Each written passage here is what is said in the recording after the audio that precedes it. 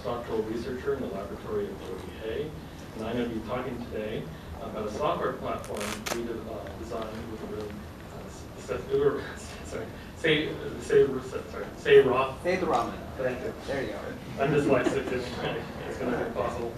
Okay, so let's start out. What is the problem? Why did we create this software? Well, to be blunt, modern population genetic methods are difficult. The field is dominated by complex statistical models. These models or methods are often rapidly becoming more computational, and data sets are quickly becoming larger and more computationally demanding. This often leads to investigators lacking the necessary resources to implement these methods. Often they lack money and time. This requires investigators to use software developed by other researchers to actually implement these methods.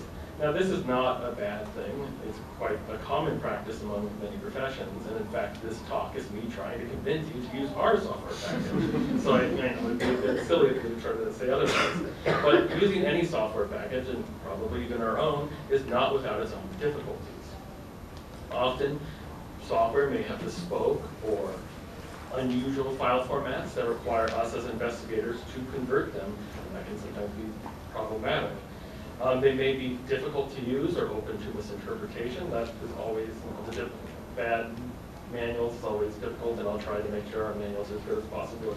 Nobody's perfect. And a lot of methods are incapable of large-scale analysis. That just makes sense. Older methods are often just incapable. And this is further compounded by the fact that few population genetic methods are just a single tool. Often you need to run a complex analytical pipeline of many methods in a correct order. Luckily, this problem is partially mitigated by the existence of toolkits. Everyone knows BCF tools, BCF tools, Flink. Even in our own lab, they've been invaluable resources. But the toolkits such as that are not available for every step of the pipeline, and they may be not available for critical steps of the pipeline. And this usually results in investigators having to create their own pipelines. And this is often not an ideal process. For instance, these pipelines are often frequently recreated. They're time-consuming. Everyone knows that. They're susceptible to error. Even people who've been programming for years make constant errors. But probably most importantly, they're frequently published. So in this case, it's a lot of work you're having to put in with not much payout. So our goal from this observation was to create a sort of a software tool that made it easier to design these or run these population genetic pipelines. So what were the goals of the Popgen pipeline platform? And I will refer to it here as the PPP just to save us all some time. First, we wanted to create a comprehensive platform. This required us to take a lot of functions, or create a lot of functions for singular population genetic purposes.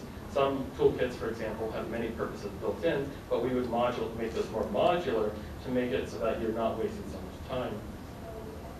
We also wanted each of these modular functions to be able to be kind of connected, so that you could run multiple modular functions one after another to create your own pipeline. So in this case, we're not saying this is your pipeline. We have all these modular functions, which then you can use to make your own pipeline. We also wanted these functions to work in both command line environment and Galaxy. Often, people like myself, I still want to run tools like this, and it's useful for me to run in a command line. But that might not be available for everyone, and some people might prefer a Galaxy environment, so they have a nice UI.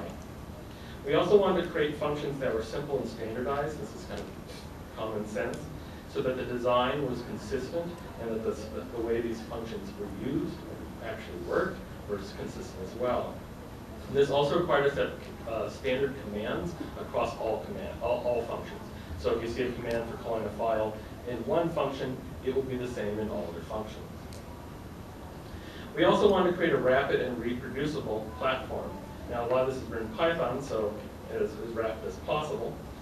But we wanted to make sure our programs are efficient and rapid, because not everyone, like myself, has access to an HPC or high-end workstation. So a lot of these functions were written in with that in regard. We also wanted to design a logging system that could keep track of all the information that's going on in each function, so that you could reproduce all your findings later on. This is quite nice for people like ourselves, where we see a lot of pipelines online, and it can be difficult to reproduce it, because we don't have all the necessary information. So, how did we design the PPP? Well, as I said just a moment ago, we actually designed it to work in Python 2.7 or 3.7. It was written to work with both. This was to reduce our own time in producing the PPP and to reduce the difficulty when team members inevitably change over the developmental process. This also allowed us to have access to all the powerful libraries in Python, and we thought it would probably reduce issues with some people getting it to run. We also designed the core functions of the PPP to operate using VCF-based files. This includes VCF, compressed VCF, and BCF. We chose these because these are a predominant file format among the population genetics community. The fact that most people will have access to publicly available data that are in this format, and the fact that most tools use this format. We designed the PPP in such a way that most hypothetical pipelines would begin with these core VCF-based functions, and then after that it would branch off to other functions, predominantly sort of the analysis-based functions, which would require a conversion step. Now, we have a conversion step because we can automate conversion, of course, but a lot of times if you're doing the process over and over again, you don't want to have a lot of redundant conversions, because many of these conversions, especially with large files, are quite computationally intense, and that could lead to a lot of waste. We also wanted to implement standard and well-studied methods where possible, for example, including something like admixture. When you run these, any function that has one of these methods actually will, in the log file, have the correct and appropriate citation for the function, so that's easy for you as a user to know what functions you use and have the references at hand. So, what people are probably most interested about, what's actually in the PPP? Well, we have a PPP filter. This is a basic, or I guess comprehensive filtering for sites. So you could filter out missing data, you could filter for biallelic sites, you could remove indels. If you can think of it, you probably could do it. We also include a VCF statistics calculator. This is to calculate basic population statistics such as FST, to gene list D, heterozygosity, and so on. This produces statistics files, which then can be used in other processes within the PPP. We have a locus splitter, so this takes a VCF file and can split it into multiple VCF files, and you can do this using a bed or a statistics file. We have a VCF phaser. This uses either Beagle or Shape It, depending on your preference, to phase VCF files.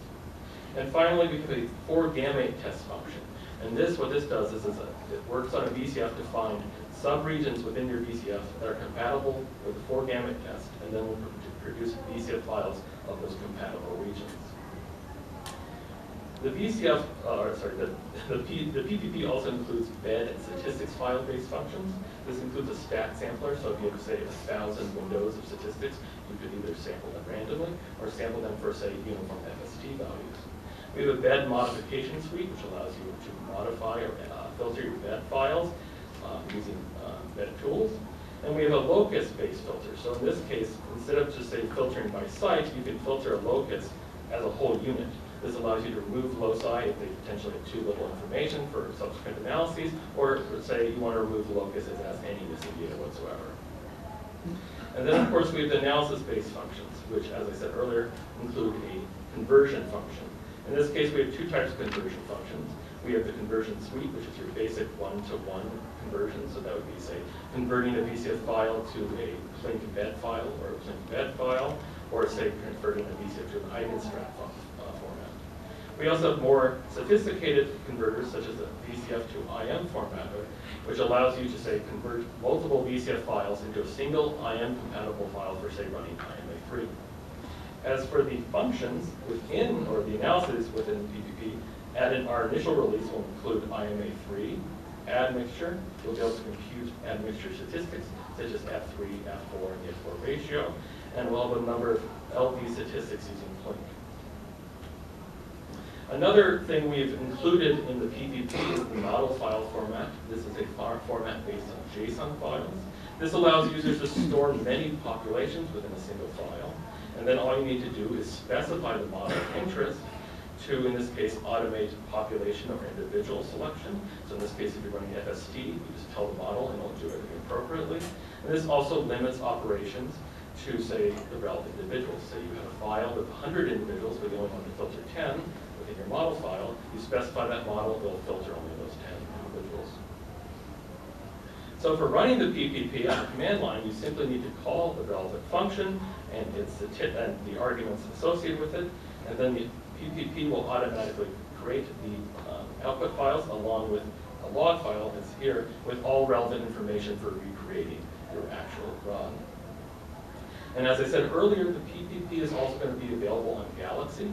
So in this case, all functions were designed with that purpose in mind. And the key benefit of using Galaxy is that we only need to show the arguments that are necessary for the operation.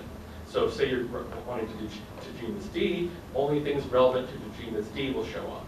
We figured that kind of limiting the arguments to only the ones that are required, and also the Galaxy environment itself, would be quite useful for newer users or users unfamiliar with command line environments. So, does it work? I think that's important, we all wonder. So to demonstrate that PPP could work, we did a chimpanzee analysis with 2 populations, and we ran an isolation with migration analysis and compared those to previous findings we did in the lab. We had 2 populations of 5 Western chimpanzees and 4 central chimpanzees. We processed and analyzed 174 loci with PPP and then ran the IM analysis. Overall, we found it to be really nice. I was able to process most of it in about, I think, like an hour. It was pretty great. And we found that we didn't have to use any other software. We could do everything with the PPP. And like I said, most operations took about 5 minutes, the exception being the just filtering step, because we were going from an entire file. That took like 45 minutes, and then the IM analysis, as everyone might know, took like quite a long time. So we found that the parameters, in this case theta, the migration rates, and the convergence times, coincided with our previous findings, so it does indeed seem to work. As another example, there's a talk tomorrow by Arun on ghost populations, and he used many of these functions within it, but that's not the point of his talk. But he did use those, so they do work. So what's next for the PPP? So as I said initially, this upcoming release is just an initial release. So we have many future development goals. This includes finishing the Galaxy implementation, which will probably be done at the initial release. We want to include visualization functions so users can automatically create plots or graphs. And I think some people like this. We're planning to add in tree mix at the time of when this comes out. We also want to increase the speed of our functions using Python.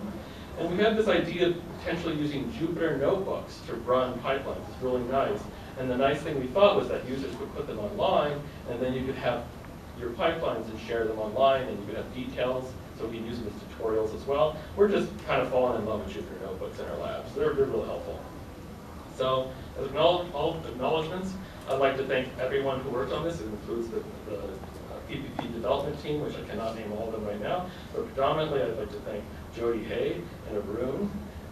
Arun has been the project lead on this, and he's really helped us, he's really steered the boat really well. So, with that, if anyone has any questions.